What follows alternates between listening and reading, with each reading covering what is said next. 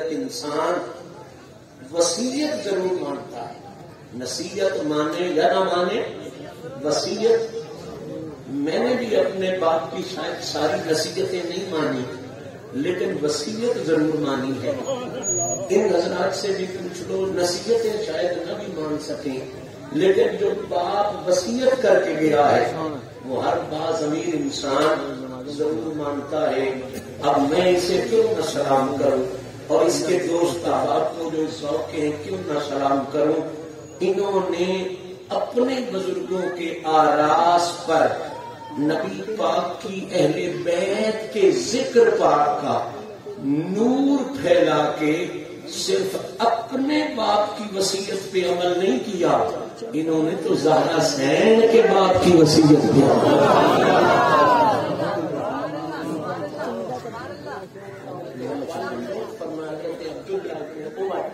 رضی اللہ تعالی عنہما، جو لوگ حدیث سے تعلق رکھتے ہیں انہیں پتا ہے ابن عمر کتنا بڑا آدمی ہے اور فقہ میں اس کا کیا مقام ہے، حدیث میں اس کا کیا مقام ہے۔ آپ فرماتے ہیں کہ میں گنتی نہیں کر سکتا کہ آقا پاک کے جسم مبارک پر جب علالت کے، بیماری کے نشانات زیادہ تھے تو حضور نے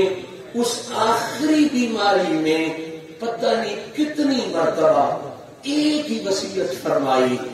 پوچھا گیا حضور وہ کون سی وصیت تھی؟ تو ابن عمر کہتے ہیں وہ وصیت یہ تھی کہ نبی جاتے ہوئے امت کو کہہ رہے تھے، او میری امت، مجھ محمد کے گھر والوں کا خیال رکھنا، میری اہل بیت کا خیال رکھنا، اسی کو میں تمہیں وصیت کر رہا ہوں کہ میری اہل بیت کا خیال رکھنا۔ اور پھر اس وصیت کے ساتھ ایک اور تاج بھی عطا کر دیا، اس لیے سلام کر رہا ہوں۔ حضور نے فرما دیا خیرکم خیرکم لأہلی، اے میرے پیارے صحابہ اور میرے امتیوں، اگر تم ڈھونڈنا چاہو کہ تم میں سے بہترین کون ہے، تم میں سے بہترین کون ہے،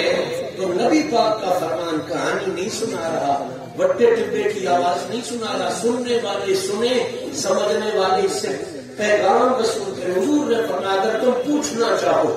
ڈھونڈنا چاہو کہ تم سب میں سے بہترین کون ہے، تو کوئی بندہ کوٹھی کی وجہ سے بہترین نہیں بنے گا، گاڑی کی وجہ سے بہترین نہیں بنے گا، بہت بڑی داڑھی کی وجہ سے بہترین نہیں بن جائے گا، بڑے محراب کی وجہ سے بہترین نہیں بن جائے گا۔ حضور فرما رہے خیرکم خیرکم لأہلی، امت میں سب سے بہترین کوئی اگر بنے گا تو وہ زمینداری، تجارت اور کاروبار کی وجہ سے نہیں بنے گا، امت میں سے جو بہترین جب بھی بنے گا وہ زہرا پاک کے بچوں سے پیار کی وجہ سے بہترین۔ خیرکم لأہلی، حضور فرماتے تم میں سے بہترین وہ ہے جو میری اہل بیت کے ساتھ بہترین تعلق رکھتا ہے،